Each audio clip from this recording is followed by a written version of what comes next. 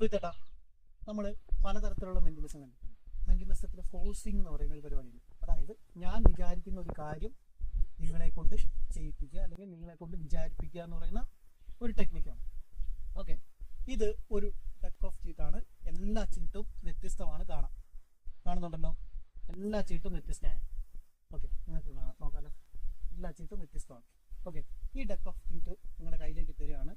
ഇത് നിങ്ങളുടെ ഇഷ്ടത്തിന് അതിൽ നിന്നൊരു ചീട്ട് നിങ്ങൾക്ക് എടുക്കാം. ഓക്കെ, ഇഷ്ടമുള്ളൊരു ചീട്ട് നിങ്ങൾക്ക് എടുക്കാം. ഞാൻ തിരിഞ്ഞു നിൽക്കാം, എന്നെ കാണിക്കരുത്. ഓക്കെ,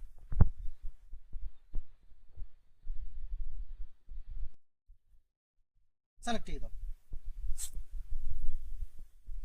സെലക്ട് ചെയ്തല്ലോ. ഓക്കെ, സെലക്ട് ചെയ്തു.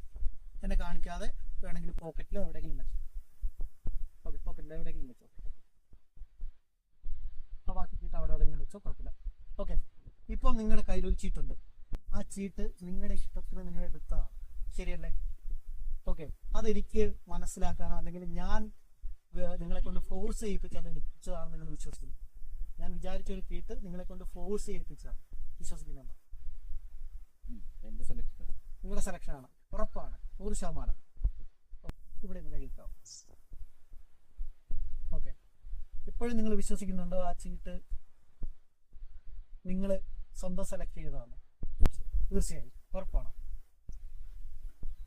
ഇതേതാ ചീട്ട്?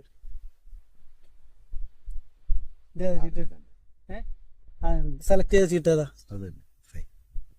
സെയിം. എങ്ങനെയുണ്ട്? അടിപൊളിയാണോ?